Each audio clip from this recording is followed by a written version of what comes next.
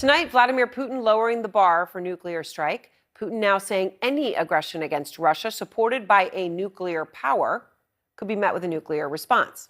Obviously, that opens the door to a nuclear response against the U.S. or anywhere in Europe right now. The saber rattling in response to Ukraine launching American-made longer-range missiles deep into Russia for the first time, just 2 days after President Biden gave the go-ahead for that.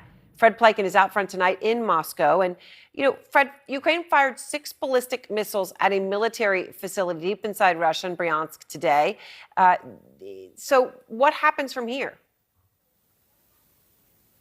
Well, certainly, I think that the Russians believe that there could be a lot more to come with these ATACMS missiles. And I think the Russians also understand these ATACMS missiles could be a big problem for them on the battlefield, of course, in the rear echelon as well. The Ukrainians, of course, Aaron, have said that there's hundreds of targets that they believe that they could attack with such ATACMS missiles and really hurt the Russian supply, especially as far as ammunition is concerned.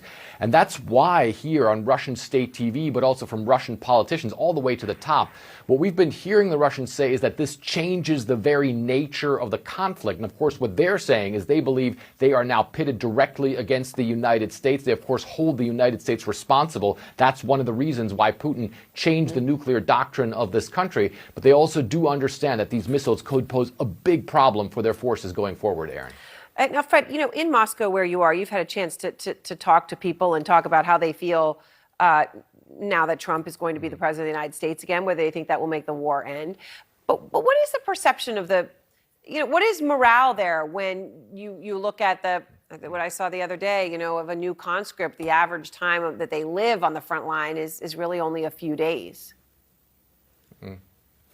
It's a really interesting and complicated question. I would not say that here in Russia that morale is low. There are actually still a lot of people who are signing up to participate in what the Russians still call the special military operation in Ukraine. But then again, one of the things that we have seen as we go around town, as we speak to people, first of all, there's a lot less of the symbolism of the war out there. There's a lot fewer of those Z symbols on buildings, on cars going around the city. And at the same time, everybody that we've been speaking to here in Russia say they want the war to end as fast as possible, and they want the war to end through negotiations. And that's certainly something that we haven't heard in that form before. All right, Fred Pleitgen, thank you very much. Live again in Moscow tonight. Thanks so much to all of you for joining us. The Source starts now.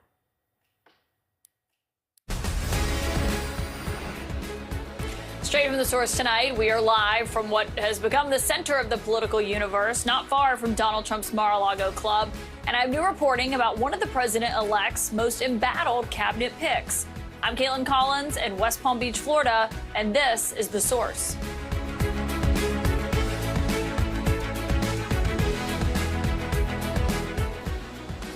The picks of who will staff a second Trump term are coming out of Mar-a-Lago at a record pace.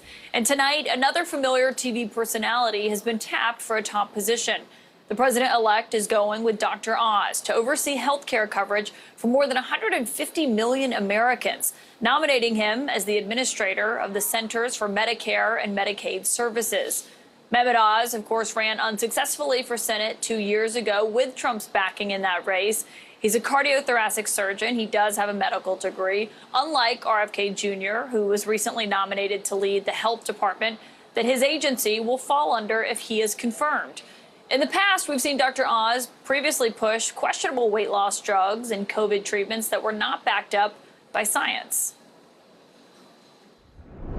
And now I've got the #1 miracle in a bottle to burn your fat. It's raspberry ketone. What I believe is one of the most important discoveries we've made to help you burn fat faster. Green coffee bean extract. This is what forskolin does to your belly fat. Whoa! Ooh. I actually do personally believe in the items that I talk about in the show. I passionately study them. I recognize that oftentimes they don't have the scientific muster to present as fact. What is hydroxychloroquine? What is that? It turns out that it might have an effect against this virus. I would take it myself if I was having issues with the virus. I just saw a nice piece in The Lancet arguing that the opening of schools may only cost us 2 to 3% in terms of total mortality. It might be a trade-off some folks would consider. As Trump is rolling out his new picks like that one tonight, I should note he is also standing by his most embattled ones so far, including Matt Gaetz as Attorney General. Mr. President, are you reconsidering the nomination of Matt Gaetz? No. Trump with a quick no there, as he and Gaetz have been lobbying Republican senators to confirm his pick for Attorney General. This is all happening as the House Ethics Committee is set to meet tomorrow behind closed doors, as they are facing a lot of pressure, some of it even from Republicans, to release its report on Gaetz from that investigation when he was a member of Congress into whether he engaged in sexual misconduct and illicit drug use, allegations that he has repeatedly denied, I should note. The former congressman will personally be on the Hill tomorrow alongside Vice President-elect J.D. Vance to lobby senators in person alongside some of Trump's other cabinet picks. That includes, we are told, the veteran and former Fox News host, Pete Hegseth. That's Trump's pick to run the Pentagon, who is facing a confirmation battle of his own after he was accused of sexual assault. He denies the allegation, and his attorney has acknowledged that he did pay the woman who made it in a settlement agreement, but argued that the encounter was consensual between the two of them. I have new reporting tonight that Hegseth told Republicans during a prayer call this evening that was hosted by the Republican National Committee, and I'm quoting from Hegseth now. He said, quote, "This is a battle that is just beginning." Hegseth was seated next to his wife during the call, he said, and he said that his family's had an outpouring of support since he was named, and that's the reason why we can endure the attacks and the onslaughts. Here with me tonight is CNN's Kristen Holmes in West Palm Beach as we're covering all of this coming out here. You know, Pete Hegseth, those comments were notable tonight because it was really one of the first times we've actually heard from him since he was announced and since he was facing these questions of whether or not he can get confirmed. Yeah, he's been keeping a really low profile since all of this happened. We know behind the scenes he has had a number of conversations with Donald Trump, with Susie Wiles, all about the allegations, which we had reported the team was incredibly surprised by because of the fact that Pete Hegseth had not been vetted. Now, Donald Trump himself has said that he's going to stand by, but not only that, Vice President-elect J.D. Vance, as you mentioned, is going to the Hill with Hegseth in tow tomorrow or the next day, the next couple days with him and Matt Gaetz to try and get GOP senators on board. But this was really the first time that we have heard from him at all since this happened. Yeah, and on that, you know, what they didn't like was that they were surprised by it, that they did not know about this going into it. He had signed this agreement a few years ago with this woman. The other comment you heard Trump today, it was a rare outing that we've seen him make from Mar-a-Lago, but he answered very quickly that he was not reconsidering his attorney general pick here.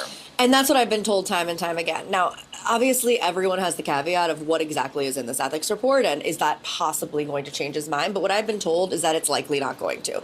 That he has doubled down on this idea that Matt Gaetz should be attorney general because of the fact that he feels like he handpicked him. And as we reported, even before Donald Trump got elected, he always thought that the attorney general was going to be the most powerful position and most important position in his administration because of what he wants to do to the Department of Justice. One, gut it, but two, also bring it under the executive. And so essentially, he would be working in tandem with that attorney general. We also know that one of the things he likes about Matt Gaetz is that he wasn't impressed by many of the other candidates. He thought that they kind of took it very seriously in terms of what it would look like if they were sitting down for a judicial appointment. They were looking at notes. They were talking to him with legal terms. He wanted a bomb thrower. He wanted somebody who was going to go out there, get on TV, and spit fire. And that's what he feels like he found in Matt Gaetz, which is why he doesn't want to back down. Well, and that seems to be a recurring theme. Obviously, with Trump, we know he values someone who is good on television.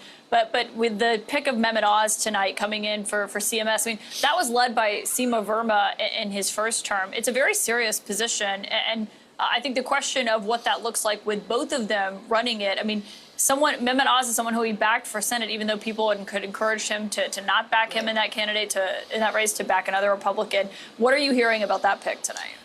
Look, I think this is the perfect example of how Donald Trump is building out this made-for-TV cabinet. If you look at the people he is choosing, he is not necessarily choosing people with experience or even managerial experience. He is choosing people who have gone on television and defended him in the past, who have gone on television and talked to millions of viewers. I mean, even when Mehmet Oz was running for Senate and Donald Trump came out and campaigned for him, one of the things he kept saying about him when he was talking at rallies or in interviews was, have you seen how good he is on television? When he talks to people, the women just love him.